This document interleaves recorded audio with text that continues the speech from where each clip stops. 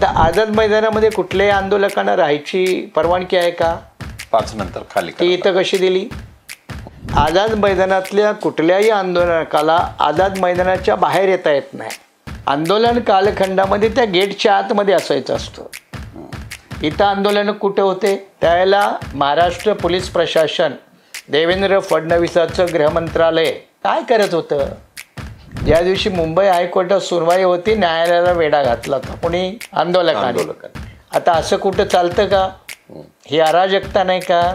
Court म्हणालं की यांच्या आंदोलनामुळे आमच्या न्यायमूर्तीच्या गाड्यासुद्धा कोर्टात नाही आल्या, आम्हाला बाहेर उतरून चालत यावं लागलं. हे कुठलं कायद्याचं राज्य आहे? मी याला GR म्हणत नाही, हा सेटलमेंट करार आहे की तुम्ही संकटातून सुटा, आम्ही संकटातून सुटतो. कोकणामध्ये सरळ सरळ कुणबी वर्सेस मराठा अशा प्रकारची सामाजिक दुही आहे. मराठा आरक्षण आंदोलनाचा प्रश्न गेल्या 3 वर्षापासून अधिक मोठा झालेला आहे. या प्रश्नाची सुरुवात जी कधी झाली असेल 1980 मध्ये, परंतु मध्यंतरी 30 वर्षाचा गॅप पडल्यानंतर, खंड पडल्यानंतर पुन्हा मनोज जरांगे पाटील यांच्या नेतृत्वात मराठा आरक्षण आंदोलन सुरू झालं. मात्र या आंदोलनाने 29 ऑगस्ट पासून मुंबईच्या आझाद मैदानावर आमरण उपोषण मनोज जरांगे पाटील यांनी सुरू केलं होतं आणि काल 2 सप्टेंबर रोजी महाराष्ट्र शासनाने एक GR काढला आणि हा GR काढून मनोज जरांगे पाटील यांच्या उपोषणाची सांगता करण्यात आली आणि हे आंदोलन यशस्वी झाल्याची घोषणा स्वतः मनोज जरांगे पाटील यांनी केली. याच आंदोलनाच्या या GR आणि या आंदोलनाच्या संदर्भात आज आपण चर्चा करणार आहोत. माननीय advocate doctor Suresh Mane sir यांच्याशी. सर, आपलं पुन्हा एकदा स्वागत. मी शोलेच्या एका संवाद डायलॉग जो आहे तो डायलॉग घेऊन मी प्रश्न विचारू पाहतो. म्हणजे शोलेमध्ये जसा आसरानी एक पोलीस अधिकारी असताना आधे इधर जाओ आधे उधर जाओ बाकी मेरे पीछे आओ, तर जेव्हा 2 गट अर्धे इकडे अर्धे तिकडे होतात आणि मागे कोणीच राहत नाही, तर मराठा समाजाचं असं झालंय का की उच्च जातीय गट वेगळा, आरक्षणधारी एक प्रवर्ग वेगळा आणि मराठा जातीला असा कुठलाही प्रवर्ग मिळत नाही आणि त्यामुळे त्यांची ही कुचंबना चाललेली आहे का? नेमकं काय सांगतं? चंद्रकांतजी, खरं आहे की मराठा हा काही एक जिन्सी समुदाय आहे असं मानण्याचं काही कारण नाही. मराठा समुदायामध्ये सुद्धा विविध सामाजिक स्वरूपाचे लेयर आहेत. खालचे वरचे, कोणी 92, कोणी 94, कोणी 96 असे थर आहेत. याचबरोबर आर्थिकदृष्ट्या मराठा 2 वर्गात आहेच. एक धनसंपन्न असा मराठा जो सत्ता, संपत्ती आणि प्रतिष्ठा यांना गडगंज असा एक मराठा आहे. आणि दुसरा मराठा आहे की तो बिचारा रोजीरोटी, बेकारी, शिक्षणाचा अभाव, एक व्यापक प्रमाणात जी सामाजिक, आर्थिक, राजकीय साक्षरता लागते तिचा अभाव, अशा पद्धतीनं सुद्धा तो 2 घटकामध्ये आहे. आता खरं याच्यामध्ये मराठा आरक्षण आंदोलक जरांगे पाटील नेमकं कुणाचं प्रश्न प्रतिनिधित्व करतात हा प्रश्न आहे. त्याचं कारण असं की त्यांच्या पाठीमागं जो समूह आहे, अर्थात कालच्या आंदोलनात इतरही समाज घटक आले होते, कसे आले होते तो एक वेगळा प्रश्न आहे. परंतु गरीब जो मराठा आहे, आर्थिकदृष्ट्या वंचित, शोषित मराठा आहे, त्याला आरक्षणाची गरज आहे.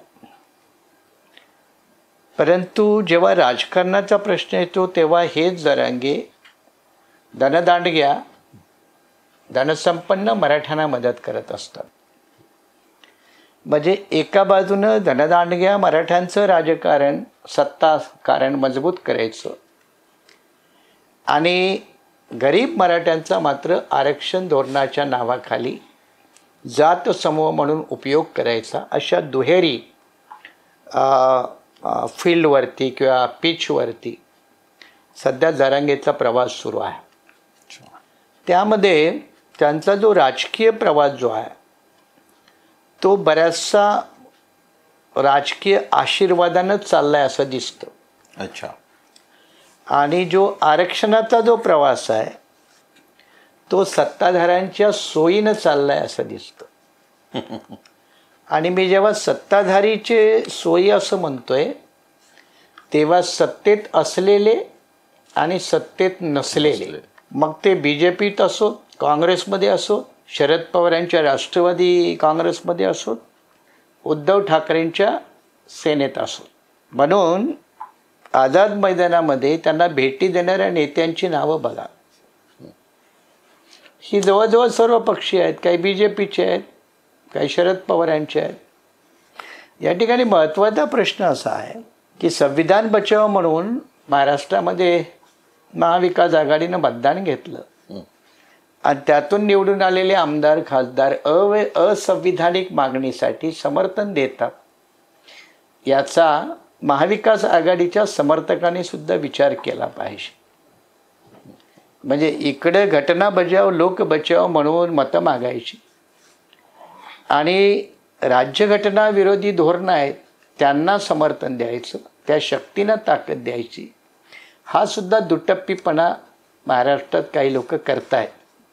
आणि त्यामुळं तुम्ही जो म्हणालात की जरांगे पाटील हे आता काही लोकांच्या हातातलं साधन बनलेलं आहे. मी प्यादं म्हणणार नाही, कारण प्यादं तसा खूप चीप शब्द आहे, पण ते साधन बनलेले आहेत आणि मग त्यांचा कुणीही आपापल्या सोयीप्रमाणे उपयोग करतंय. याच्या अगोदर पूर्वीच्या सत्ताधाऱ्यातल्या मुख्यमंत्र्यांनी केला, उपमुख्यमंत्र्यांनी केला, आता सत्तेतली लोक करतायत आणि विरोधातली करतायत. पण सर, आता तुम्ही मगाशी जे म्हटलं की गरीब मराठ्यांनाही आरक्षणाची गरज आहे, दुसऱ्या बाजूला ज्या महाविकास आघाडीचे लोकप्रतिनिधी निवडून, मी असं नाही म्हणालो गरीब मराठ्यांना आरक्षणाची गरज आहे. हा, पण एका वर्गाला नाही, हे मी क्लिअर का करतो की गरिबी हटवण्याचा आरक्षण हा रस्ता नाही, मार्ग नाही. त्यामुळे ते गरीब आहेत म्हणून आरक्षण द्या, तर उद्या ब्राह्मण सुद्धा गरीब आहे ना. मग त्यांनी घेतलंच 10%, तर तसं म्हटलं नाही, त्यांना अजून 10% महाराष्ट्रामध्ये ब्राह्मण जात म्हणून आरक्षण नाही आहे. त्यांना EWSचं आरक्षण आहे. तेच ना, आर्थिक निकष. म्हणजे EWSचं आरक्षण मराठ्यांना सुद्धा लागू आहे. पण तुम्ही फक्त गरीब आहात म्हणून तुम्हाला आरक्षण, हा निकष नाही, हा निकष नाही.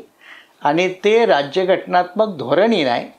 असं जर कुणी ते राबवायचा प्रयत्न केला तर ती राज्यघटनेच्या धोरणाची पायमल्ली. बिलकुल. सर, काल जो GR महाराष्ट्र शासनाने काढला, हे आंदोलन इतकं राज्यव्यापी झालं, मोठं झालं, म्हणजे इतिहासात नोंद होईल अशा आंदोलनापैकी हे आंदोलन आहे. पण असं असताना मनोज जरांगे पाटील यांचं उपोषण सुरू असताना केवळ एक GR निघतो आणि या आंदोलनाची सांगता होते. म्हणजे असं म्हटलं जातंय की ते आंदोलनात जरी जिंकले असले तरी करार करताना ते पराभूत झालेले दिसतात, असं जे म्हटलं जातं. तसं या GRच्या माध्यमातून आपल्याला एक कायदेतज्ञ म्हणून काही म्हणता येईल का? तसं मी म्हणतो GR सुद्धा काढायची शासनाला गरज नव्हती. अच्छा. 2 सप्टेंबरला कोणती परिस्थिती होती? 5 दिवस झाले होते. 5 दिवस मुंबईतलं, दक्षिण मुंबई इथलं संपूर्ण व्यवस्थापन कोलमडलेलं होतं. बरोबर. या आंदोलनाच्या सुरुवातीला मुंबई उच्च न्यायालयानं जेव्हा जरांगे पाटील त्याचे सहकारी परवानगी मागायला गेले तेव्हा त्यांनी परवानगी नाकारली. उलट त्यावेळचे जज, मुंबई हायकोर्टातील जज, ते म्हणाले की यांना नवी मुंबईत जागा द्या, आझाद मैदान नाही. असं असताना महाराष्ट्र शासनानं आझाद मैदानात जरांगे पाटील आंदोलकांना येण्याची घोडचूक केली. ती जाणीवपूर्वक केली, जाणीवपूर्वक केली, सत्तेच्या लालसेपोटी केली, मराठा समाज दुखवायला नको म्हणून केली. आणि त्यावेळेला देवेंद्र फडणवीस सारखा चतुर राजकारणी विवेकशीलतेपासून दूर गेला, मुख्यमंत्री आणि गृहमंत्री म्हणून कर्तव्य विसरला आणि जातीच्या राजकारणामध्ये तो कोलमडला. जेव्हा मुंबई हायकोर्टानं सांगितलं होतं त्यावेळेला तुमचं ऐकणं काम होतं. त्याच्यानंतर यांनी परवानगी दिली एका दिवसाची. अच्छा, मग हा न्यायालयाचा अवमान या सदरामध्ये? न्यायालयाचा अवमान वेगळा आहे. अवमान कधी असतं? एखादी ऑर्डर असते आणि त्याला तुम्ही बांधील होत नाही तेव्हा अवमान असतो. हायकोर्टानं तशी ऑर्डर कोणती परवानगी दिली नव्हती. परवानगी दिली नव्हती, पण त्यांना पर्यायी जागा मुंबईत द्या असं सांगितलं होतं. ते यांनी ऐकलं नाही. मग यांनी महाराष्ट्र शासनानं शहाणपणा केला. मी शहाणपणाला मूर्खत्वाचा शहाणपणा म्हणतो आपण. त्यामुळे जे कोणी सरकारमध्ये बसलेत त्यांच्या शहाणपणाबद्दल घ्यायला शंका जागा आहे, किंवा त्यांनी हे जाणीवपूर्वक घडवलं. त्याच्यानंतर तुम्ही परमिशन देताय 24 तास 24 तास 24 तास. ते किती दिवस दिलं? 3 दिवस. आता आझाद मैदानामध्ये कुठल्याही आंदोलकांना राहायची परवानगी आहे का? 5 नंतर खाली ती इथं कशी दिली? ती इथं कशी दिली? बाकीच्या सगळ्या आंदोलनाला 5 वर्षानंतर खाली. इवन मागं त्या मला वाटतं CPIला काहीतरी आंदोलन करायचं होतं ते पॅलेस्टाईन आणि इस्रायलच्या प्रश्नावर, तर हायकोर्टानं परमिशन नव्हतं दिलं. आणि याच आझाद मैदान पोलिसांनी महाराष्ट्र गृहमंत्रालयानं कुठे दिलं होतं? मग इथं त्यांना रात्री संध्याकाळी 5 नंतर थांबायची परवानगी कोणी दिली? दुसरी गोष्ट, आझाद मैदानातल्या कुठल्याही आंदोलकाला आझाद मैदानाच्या बाहेर येता येत नाही 5 वाजेपर्यंत. नाही, आंदोलन कालखंडामध्ये त्या गेटच्या आतमध्ये असायचं असतं. इथं आंदोलन कुठे होते? त्यावेळेला महाराष्ट्र पोलीस प्रशासन, देवेंद्र फडणवीसाचं गृहमंत्रालय काय करत होतं? आणि हे जेव्हा फारच झालं, रेल्वे सगळीकडं, बसेस, प्रवासी, आणि शेवटी काय झालं? ज्या दिवशी मुंबई हायकोर्टात सुनवाई होती, न्यायालयाला वेढा घातला होता कोणी? आंदोलकांनी. आता असं कुठं चालतं का? ही अराजकता नाही का? आता वेढा घातल्यामुळं जेव्हा ही सुनवाई सुरू होती 2 तारखेला, त्याला मी कोर्टात होतो.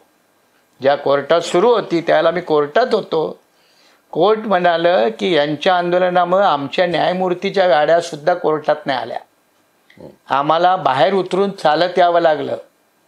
हे कुठलं कायद्याचं राज्य आहे? असं न्यायालयानं प्रश्न विचारला. एवढंच नाही, म्हणाले 12 वाजेपर्यंत दुपारी खाली करा, आणि नाही केले तर जेवढ्या गाड्या आल्या त्या गाड्याचे नंबर, त्याच्यावरती सगळा फाईन, दंड, आणि महाराष्ट्र शासनाला सुद्धा फटकारलं न्यायालयानं. आणि सक्तपणे 2 तारखेला सक्तपणे न्यायालयानं सांगितलं की 3 तारखेच्या दुपारी 12 वाजेपर्यंत सगळं खाली करा. मैदान खाली झालं पाहिजे, मुंबई खाली झाली पाहिजे. हे न्यायालयानं जेव्हा ठणकावून सांगितलं, इंग्लिशमध्ये त्याला आपण रॅप शब्द म्हणतो, Bombay high court rap the Maharashtra government. Rap म्हणजे आता ते फारच कोटीतला शब्द आहे तो. तेव्हा सरकार जाग्यावर आलं, भान आलं. मग तातडीनं कुठेतरी थातूरमातूर कारवाई म्हणून, मी याला GR म्हणत नाही, हा सेटलमेंट करार आहे की तुम्ही संकटातून सुटा, आम्ही संकटातून सुटतो. या GR विषयी OBCच्या पण लोकांची मतं, मराठा आंदोलकाच्या बी लोकांची मतं. मी एक सोशल मीडियामध्ये तो जरांगे पाटलांचा सहकारी कोणीतरी मनोज केदार म्हणून आहे, त्या केदारनं सांगितलं की हा GR तपासण्याची जबाबदारी माझी होती, आणि या GRमध्ये काहीही नाही, मराठा आंदोलकाची फसवणूक झालेली आहे. परंतु काही लोक मराठा आंदोलनाला भरकवण्याचा प्रयत्न करतायत, आणि त्यामुळे हा खोटा GR मराठ्यांच्या तोंडावरती फेकून मारलेला आहे. पण ह्या GR मध्ये जे संदर्भ दिलेला आहे, म्हणजे हैदराबाद गॅझेटियर असेल, सातारा गॅझेटियर असेल, खरं म्हणजे तो 1831 नंतर जातींचा कुठलाही आलेख किंवा नोंदी अशा सापडत नाही. परंतु हैदराबाद गॅझेटियर जे आहे ते 1831 पर्यंतच्याच त्या मर्यादा त्याच्यामध्ये येतात की त्यानंतर, किंवा नेमकं काय संदर्भ आहे? मी मगाशी म्हटलं होतं की गॅझेटियर म्हणजे प्रत्येक जिल्ह्याचं सगळं इत्थंभूत माहिती असते, नोंदी आहे. त्यात माणसांची नोंदी नसते, समुदायाची नोंदी असते, जातीची नोंदी असते, त्या जाती कोणत्या भागात आहेत, बाकी सगळं शेती बिती सगळी माहिती असते, त्याला गॅझेटियर म्हणतात. आणि हैदराबाद गॅझेटियर असं काही जगातलं वेगळं आहे असं नाही. आताही आपल्याकडं प्रत्येक जिल्ह्याचं गॅझेटियर आहे. इंग्रजांच्या कालखंडात ती पद्धत सुरू झाली, ती आजही आपल्याकडे सगळे लागू आहे. आताही मुंबई जिल्हा गॅझेटियर असतं, पुणे जिल्हा सगळ्यांचंच असतं. पण या गॅझेटियरमध्ये कुठल्याही व्यक्तीची माहिती नसते. समाजाची माहिती काय असते, तर या समाजाची एवढी लोकसंख्या, हा समाज या भागात आढळतो, या समाजातला थोडासा व्यवसाय वगैरे असं. अशी साधक बाधक माहिती असते, व्यक्तिगत स्वरूपाची माहिती नसते. आता या हैदराबाद गॅझेटियरचा का रेफरन्स होतो का, तर हे मराठवाड्याशी संबंधित आहे. आणि हैदराबादच्या निजामाच्या कालखंडामध्ये तो 5 जिल्ह्याचा प्रदेश होता. आता 8 जिल्हे आहेत सध्या आपल्याकडे जो भाग आहे तो. त्यामध्ये त्या ज्या काही नोंदी आहेत, आता त्यावेळेला अनेकांनी मराठा म्हणून पण लिहिले, त्यामुळे मराठ्यांची पण संख्या आहे. काही लोकांनी कुणबी लिहिलं आहे, काही लोकांनी कुणबी मराठा लिहिलं आहे, काही लोकांना मराठा कुणबी लिहिलं आहे. आता ह्या जेव्हा नोंदी आहेत तेव्हा या नोंदीच्या वरती आधारावर आरक्षण मिळेल का हो, किंवा कास्ट सर्टिफिकेट मिळेल का, हा पहिला प्रश्न. का मिळणार नाही किंवा अडचण काय म्हणून मी सांगतो तुम्हाला.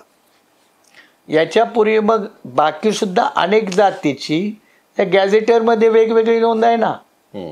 एखादी जात आज SC मध्ये नाही, ती SC मध्ये आहे. एखादी जात आज ST मध्ये नाही, पण त्या जातीची नोंद आहे ना. आज महादेव कोळी महाराष्ट्रात काही ठराविक ठिकाणं सोडली तर तो SBCत आहे ना. मग हा महादेव कोळीचा इतिहास जर तुम्ही काढला तर तो ॲबॉरिजिनल ट्राईबमध्ये जातो, ST मध्ये जातो. मग काय तुम्ही सगळ्या महादेव कोळ्यांना ट्राईब कराल का?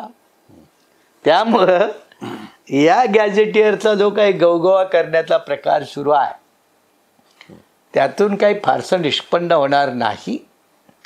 दुसरी गोष्ट, मुंबई हायकोर्ट औरंगाबाद बेंचचे 2 निकाल आहेत. एक कुणबी आणि मराठा कसे वेगळे आहेत, ते दोघं एक नाहीत. अच्छा. आणि 2000 सालचे निकाल आहेत. आणि त्या निकालाच्या विरोधात अपील गेलं होतं सुप्रीम कोर्टात, तर त्याचा निकाल 2005 साली लागला. आणि त्या निकालामध्ये पुन्हा क्लिअर म्हटलं की मराठा आणि कुणबी या वेगवेगळ्या जाती आहेत. आणि ज्याला थोडं समाजशास्त्र हे समजून घ्यायचं आहे त्याने कोकणात जावं. कोकणामध्ये सरळ सरळ कुणबी वर्सेस मराठा अशा प्रकारची सामाजिक दुही आहे. आता तिकडं विदर्भामध्ये पंजाबराव देशमुखांच्या माध्यमातून थोडंफार प्रबोधन झालं. पश्चिम महाराष्ट्रामध्ये फुले शाहू आंबेडकरी चळवळीचा एक प्रोग्रेसिव्ह मुवमेंटचा एक प्रचंड मोठा दबाव राहिला.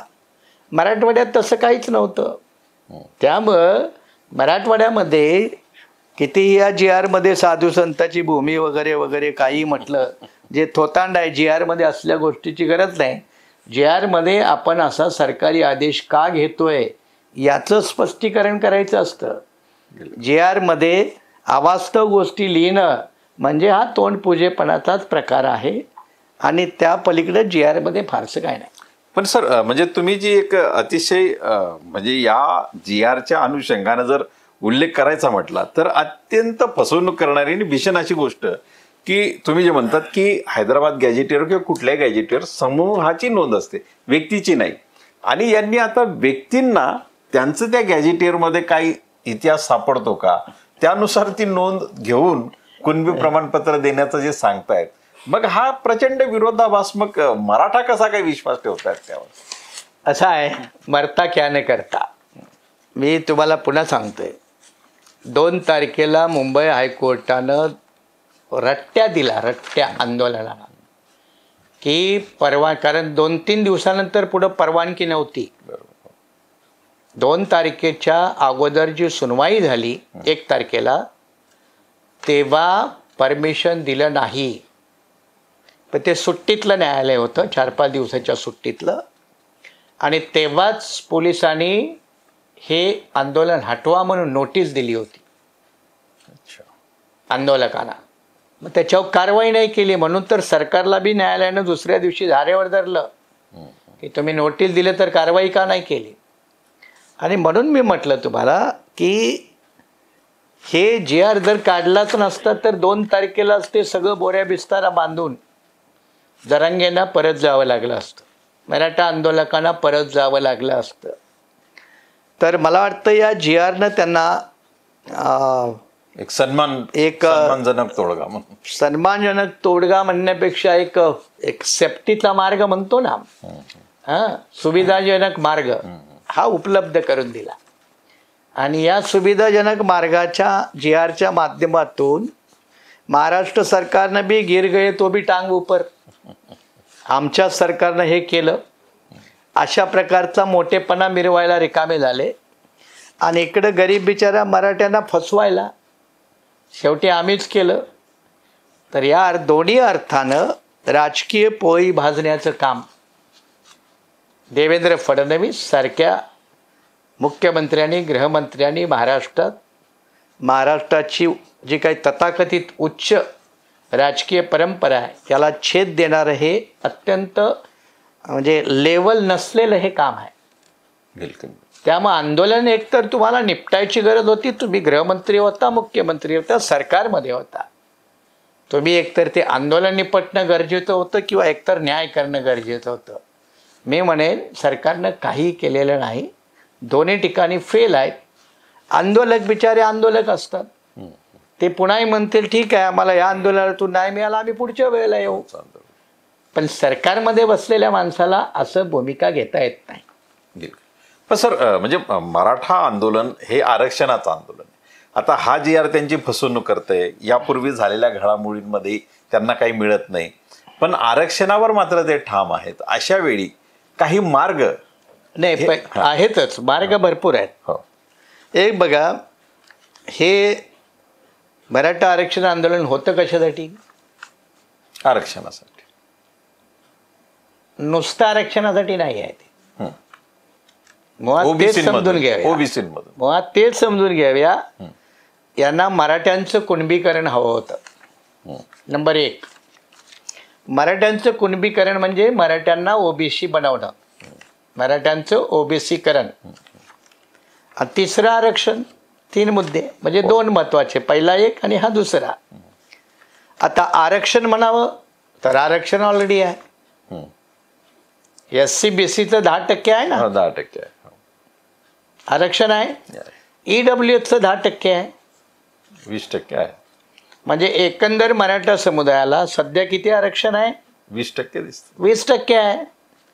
कायद्यानं जो SC BC घेतो त्याला EWS घेता येत नाही, आणि जो EWS घेतो त्याला SC BC घेता येत नाही.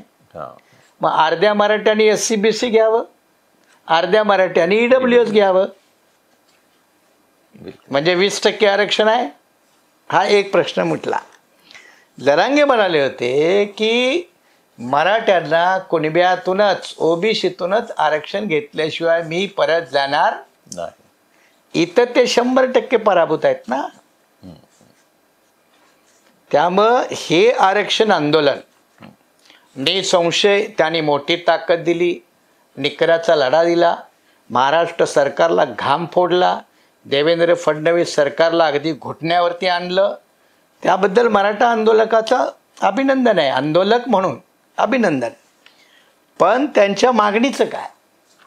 आणि प्रमुख मागणी आरक्षण नाही त्यांची.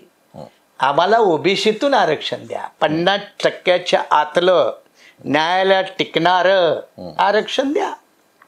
तिथं 100% जरांगे पाटील आणि कंपनी फसली, हरली. त्यामुळे त्यांची मेन मागणी लांबच आहे. त्यामुळे म्हटलं ना की हा GR म्हणजे तोंडाला पाणी पुसण्यातला प्रकार आहे. हे मीच म्हणत नाही, अनेक आता मराठा अभ्यासक सुद्धा म्हणतायत. मी जरांगे पाटलाच्या एका सहकार्याचा उल्लेखही केला.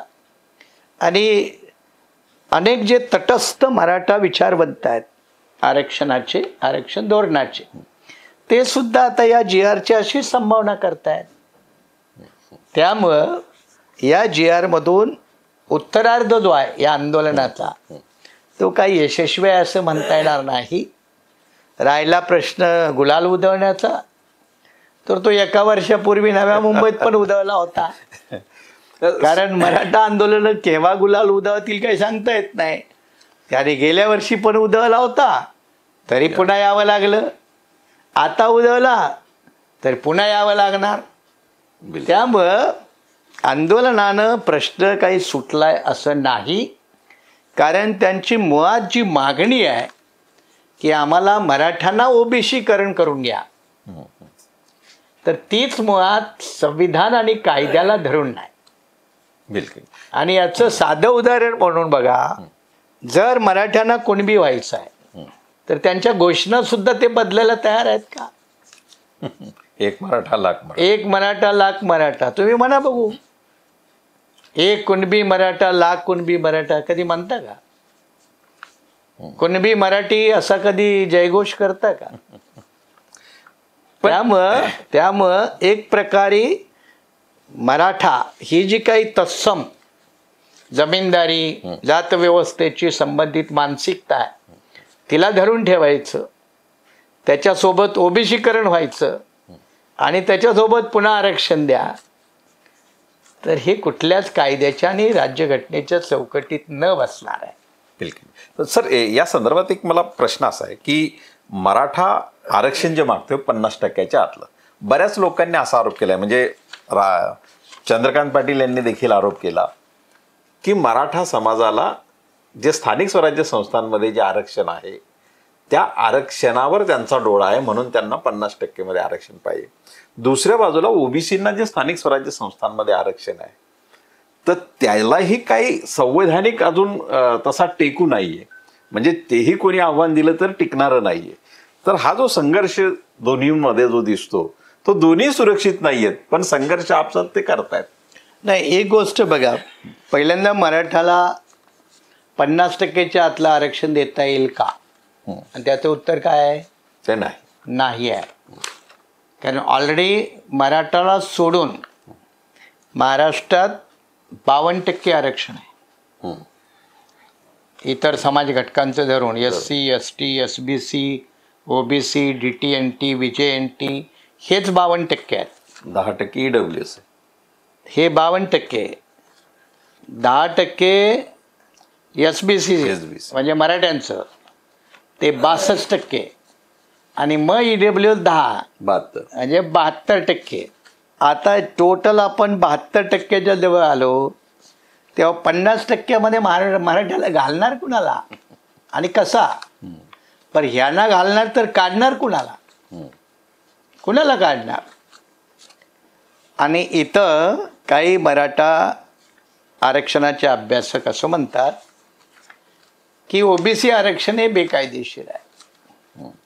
आणि त्याला मी एके ठिकाणी कुठेतरी बोलताना म्हटलं की बाबा 67 साली पहिल्यांदा ओबीसीला आरक्षण मिळालं, त्यानंतर 94 साली शरद पवार मुख्यमंत्री होते, तर ते जर आरक्षण बेकायदेशीर आहे तर त्याला तुम्ही त्याला चॅलेंज नाही केलं, आताही नाही केलेलं.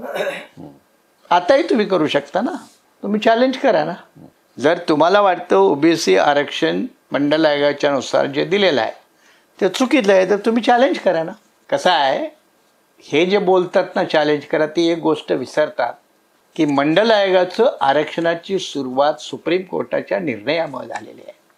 आयोगाच्या शिफारशी असतात, त्यामुळं सुप्रीम कोर्टातला 92चा जो निर्णय आहे त्यानं पहिल्यांदा कायदेशीर मान्यता ओबीसीच्या आरक्षणाला दिली. मग ओबीसीचं आरक्षण हे स्टॅट्यूटच्या माध्यमातून किंवा त्या सुप्रीम कोर्टच्या जजमेंटच्या आधारानं GRच्या माध्यमातून येतं. आणि त्यामुळं त्याला जे कोणी बेकायदेशीर आहे असं म्हणतात त्यांनी सुप्रीम कोर्टाच्या मंडल जजमेंटचा नीटपणे अभ्यास केला पाहिजे, तेव्हाच त्यांना पुढचं काही चालता येईल. पण सर जाता जाता त्या ओबीसी आरक्षणाच्या संदर्भात सुप्रीम कोर्टाचा जो निर्णय 92चा आहे, म्हणजे सुप्रीम कोर्टाने त्यावेळेस असं म्हटलं होतं की मंडल आयोगाचा जो निर्णय आहे किंवा जी शिफारस आहे ती तत्वतः मान्य आहे, परंतु आरक्षण फक्त 27% देऊ, जेव्हा की मंडलने 52% ओबीसी म्हटलं होतं. तर ती तत्वतः मान्यता देत असतानाही आरक्षण 27%वरच सर्वोच्च न्यायालयाच्या निर्णयामुळे गुंतून पडलेलं आहे. त्याचं कारण आहे, एक लक्षात घ्या, पुन्हा तुम्ही विषय काढला म्हणून. मंडल आयोगाच्या एकूण 13 शिफारशी आहेत, त्यातली एक शिफारस होती सरकारी नोकऱ्यामध्ये 27% आरक्षण. 27% आरक्षण. तर एकच शिफारस स्वीकारली होती सरकारनं, ती गेलं कोर्टात, मग तो आला निर्णय. आता तो 27%चा जो आकडा आहे तर ते त्यावेळेला 50%च्या आतमध्ये 27% शिल्लक होतं केंद्र सरकारच्या कोट्यामध्ये. आलं लक्षात? ते 27% फिगर आली कुठून? तर SC ST आणि इतर वर्ग हे DT-NT विजय-NT हे राज्याचे आहेत. हो ते तर केंद्रामध्ये हा नाहीत. तर ते म्हणजे SC ST 15 आणि 7 22 आणि काही छोटे मोठे फ्रीडम फायटर असे ज्याला हॉरिझॉन्टल आपण रिझर्वेशन म्हणतो, असे धरून ते जे उरले ते 27% ओबीसीच्या वाट्याला आलं. आणि म्हणून लोकसंख्या किती आहे याला काही घेणं देणं नाही, उरलं किती 50 मध्ये तेवढं ओबीसीना दिलं गेलं. पण ही 50% जी मर्यादा आहे ती पुन्हा न्यायालयाचीच आहे ती. बरोबर आहे, ठीक आहे, घटनेची मर्यादा नाही. ही मर्यादा खरं म्हणजे 1964 पासून काही न्यायमूर्ती अनेक न्यायालय निकालामध्ये मांडत होते, पण तिला मान्यता जी मिळाली ती 92 मध्ये मंडल जजमेंटच्या 13 न्यायमूर्तीच्या खंडपीठानं ते 50%वर सीमित केलं. क्रिमिलेअरचा सिद्धांत आणला आणि बऱ्याचशा अडचणी पण त्या निर्णयाने निर्माण केल्या. तो मुद्दा नाही. मुद्दा हा आपला होता की ज्याला वाटतं ओबीसी आरक्षण चुकीच्या पद्धतीनं आहे त्याने आताही आव्हान द्यावं. बिलकुल बिलकुल. मग तसं का दिलं जात नाही काय वाटतं तुम्हाला? हां, मग मी तेच म्हटलं ना, जे कोणी, कारण मी एकदा TV डिबेटमध्ये पण असताना 2-4 आरक्षण विरोधक होते, मराठा आरक्षण समर्थक, तेच म्हणाले की हे चुकीच्या पद्धतीनं ओबीसी आरक्षण दिलं आहे, एका GRच्या माध्यमातून दिलं आहे. तर तुम्ही त्याला चॅलेंज केलं पाहिजे ना, तुम्ही आव्हान दिले पाहिजे. जर चुकीचं आहे तर चुकीचं आहे तर ते रद्द होईल. पण या सगळ्या महाराष्ट्राच्या सगळ्या आरक्षणाच्या राजकारणात मुंबई उच्च न्यायालयानं 10% मुस्लिम आरक्षणाला मान्यता दिली शिक्षणामध्ये, त्याचा कोणीच उल्लेख करत नाही. अच्छा, या JR मध्ये नाही, या JRच्या अगोदर निर्णय आहे तो मुंबई उच्च न्यायालयाचा, त्याचा कोणीच उल्लेख करत नाही. इथं रहमान कमिशनची महाराष्ट्र सरकारनं गठीत केलेलं कमिशन, त्यानं शिक्षण आणि नोकरीतल्या आरक्षणाची तरफदारी केली, त्याचा कोणीच उल्लेख करत नाही. आणि एक महत्त्वाचा मुद्दा म्हणजे जे मराठा आरक्षण आंदोलक बिचारे शिक्षण आणि नोकऱ्यातील आरक्षणासाठी एवढा जीवाचा आटापिटा करतायत त्यांनी करावा, पण ज्या शिक्षणाचे मागे लागतायत त्या शिक्षणातल्या शाळा सरकारी आहेत का? शैक्षणिक सुविधाबरोबर सरकारी नोकऱ्या याचं खाजगीकरण सरकार करतंय, त्या सरकारच्या विरोधात हीच ताकद लावणार आहेत का? तर त्याचं त्यांना अजून वास्तवाचं भान नाही. त्यामुळे असे कागदोपत्री JR येतील, कागदोपत्री आदेश निघतील, मग पुन्हा तुम्ही टेम्पररीच पोरं नोकऱ्या करणार मराठ्यांच्या, आउटसोर्सिंग पद्धतीने नोकऱ्या करणार आणि सरकारी नोकऱ्या सरकार शिल्लक ठेवायला तयार नाही. अशा वेळेला एका बाजूला आरक्षणातला विचार कुणीही जरूर करावा, पण सरकार जे खाजगीकरण करतंय त्याचाही तेवढ्याच ताकदीने विरोध केला पाहिजे, ही जाणीव त्या घटकांना असली पाहिजे. बिलकुल बिलकुल. म्हणजे मराठा आरक्षणाच्या अनुषंगाने हा जो JR निघालेला आहे हा तद्दन फसवणूक आहे आंदोलकांची आणि एकूणच परिस्थितीची, असा निष्कर्ष आपल्याला काढता येईल. नुसता JRच नाही, JRच नाही, JR नुसती फसवणूक नाही, JRच्या आडून वर्तमान महाराष्ट्रातील सरकारनं राजकारण केलंय. अच्छा, नुसती फसवणूक नाही, हे राजकारण आहे. एका बाजूला मराठा वोट बँक, दुसऱ्या बाजूला ओबीसी वोट बँक, यांचं बॅलन्सिंग करण्याचं काम सरकारनं केलंय.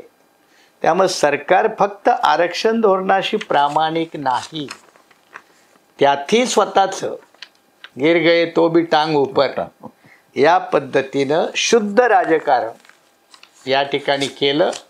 आणि त्या राजकारणाचे अनेक पैलू बघितले, जसं या संपूर्ण प्रक्रियेत दोन्ही मराठा उपमुख्यमंत्री कुठेही नव्हते, हा देखील राजकारणातला भाग.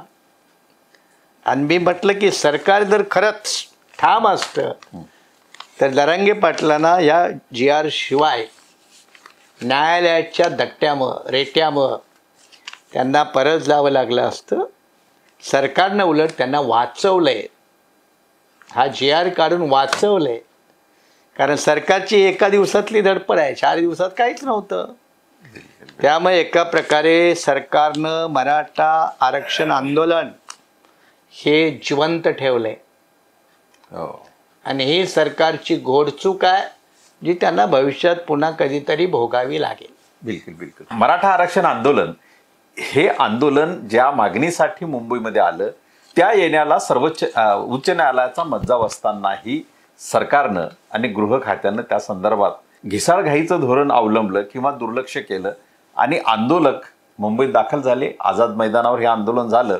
परंतु या आंदोलनाची सांगता ही आंदोलक म्हणून आंदोलकांचे नेते यशस्वी झाल्याचं सांगत असले तरीही ते यशस्वी झालेलं नाही. ती निव्वळ धुडफेक आहे GRच्या माध्यमातून, असा निष्कर्ष आज मान्य advocate doctor Suresh Mane sir यांच्या एकूणच वक्तव्यातून येतो आहे. निश्चितपणे आपण प्रेक्षक म्हणून याच्यावर विचार करावा, आपल्या प्रतिक्रिया कळवाव्यात आणि advocate doctor Suresh Mane sir यांनी 3 वेज मीडियाला जो वेळ दिला त्याबद्दल आपलं पुन्हा एकदा आभार सर. धन्यवाद. धन्यवाद.